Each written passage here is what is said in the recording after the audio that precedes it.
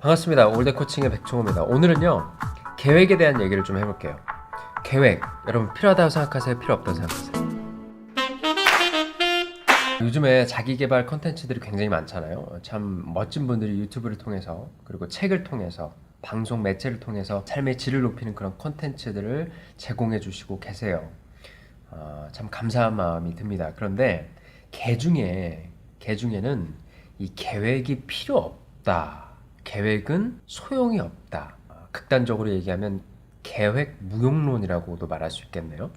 계획은 뭐 세워봤자 별 도움이 안 된다. 뭐 이런 내용을 골자로 하는 그렇게 말씀하시는 분들을 제가 몇 번 봤습니다. 물론 그분들의 지론이 있기 때문에 제가 존중합니다. 존중하는데 대부분의 일반인들이 생각하실 때 좀 혼란이 올 수도 있겠다라는 생각이 들어서 이 영상을 찍게 됐습니다.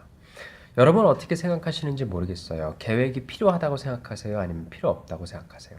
계획이 필요 없다라고 부정적으로 말씀하시는 분들의 내용을 보면 거의 다 삶을 예측할 수 없지 않느냐.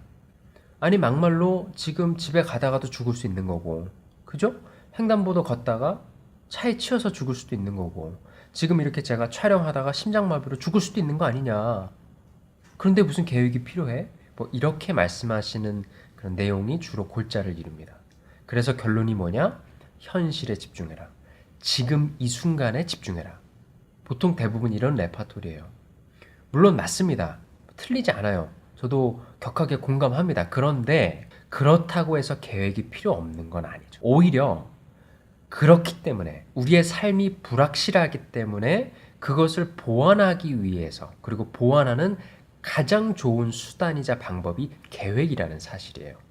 이 건축하시는 분들 한번 만나보세요. 이 블루프린트라고 해요. 청사진, 건축 설계도. 이 건물을 짓다 보면 건축 설계도대로 100%안 됩니다. 네, 안 돼요. 짓다 보면 100% 설계도대로 안 돼요, 이게.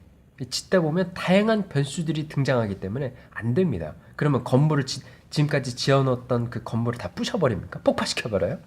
그게 아니잖아요. 상황에 맞게 조금씩 가감하는 거예요. 수정하는 거예요. 우리 인생도 마찬가지죠. 계획을 세워놨다고 해서 100%그 계획대로 사나요? 안 돼요. 불가능해요. 안 돼요. 오히려 100% 계획대로 사는 게 그게 이상한 거예요. 그죠? 우리가 계획을 세우는 목적이 뭐예요? 그러면 왜 계획을 세우나요? 계획을 세우면 도대체 무슨 이점이 있어요? 우리가 계획은 어찌 보면 수정하기 위해서 세운다고 볼 수 있어요. 왜? 더 나은 인생을 살기 위해서. 계획을 세우고 그 계획대로 안 되면 또 수정하고 다시 계획을 세우고 또 열심히 달려가고 정진하는 거죠. 그러니까 계획을 한번 세우면 무조건 100% 계획대로 살아야 돼. 이건 욕심이에요, 욕심. 언제든지 수정할 수 있고 언제든지 가감, 넣다 뺐다 할 수 있는 게 바로 계획인 거죠.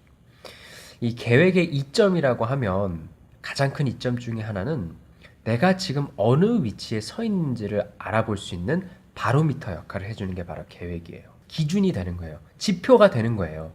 내가 지금 잘 가고 있나? 계획이 없으면 이거 몰라요. 내가 지금 잘 가고 있나? 계획이 없잖아요. 몰라요. 아무리 현실에 집중해도 내가 지금 잘 가고 있는지 모른다고. 지표가 없잖아요. 내가 잘 가고 있는지. 근데 계획을 세워놓으면 내가 지금 어디에 있는지를 유추할 수 있고 가늠할 수 있어요. 왜 그렇게 좋은 도구를 안 쓰냐는 거예요. 그렇다고 해서 여러분 뭐 계획 세우는데 막 한 달 걸리고 두 달 걸리고, 물론 그럴 수 있어요. 막 10년 계획, 20년 계획은 한 달 걸리고 두 달 걸려요. 그런데 계획만 세워놓고 안 하는 게 문제인 거지 계획 자체가 문제가 있는 게 아니라는 거예요. 공감하시죠? 계획을 세워놓고 안 지키는 우리가 잘못한 거지 계획 자체가 문제가 있는 게 아니라는 거죠. 그래서 제가 그 드림 플래닝이라는 프로그램을 통해서도 여러분들이 어떻게 실패하지 않는 계획을 세울 수 있는지 알려드리는 건데, 아무튼 여러분 계획은요 다양한 이점이 있습니다. 잘만 사용하면 2019년을 더 멋지게 만드는 아주 좋은 여러분들의 동반자가 될 거예요. 여기까지 얘기하면 많은 분들이 야 계획 세우는 거 좀 구체적으로 알려줘라 뭐 이렇게 얘기를 하시는데요. 사실 개인차가 너무 커요. 습관이나 상황, 환경이 다 다르기 때문에 이렇게 계획을 세우세요라고 말하기가 조금 어려운 부분이 있습니다.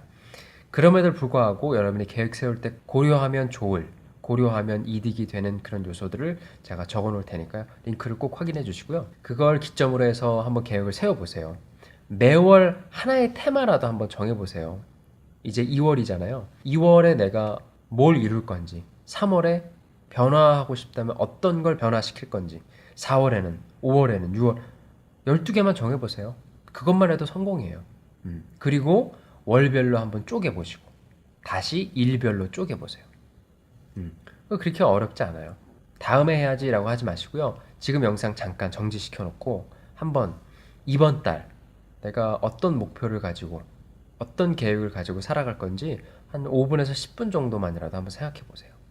반드시 유익이 있습니다. 여러분 라이프 코칭에서도요.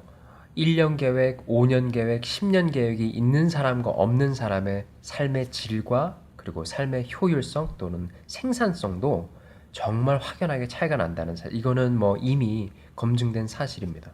여러분이 조금만 찾아보시면 쉽게 찾아볼 수 있어요. 그 사례들을. 그래서 올 2019년 더 멋지고 더 나은 한 해를 만들고 싶으시다면 여러분 지금이라도 늦지 않았습니다. 계획을 한번 세워보시고 언제든지 수정할 수 있어요. 한번 세운 계획대로만 살려고 하지 마시고요.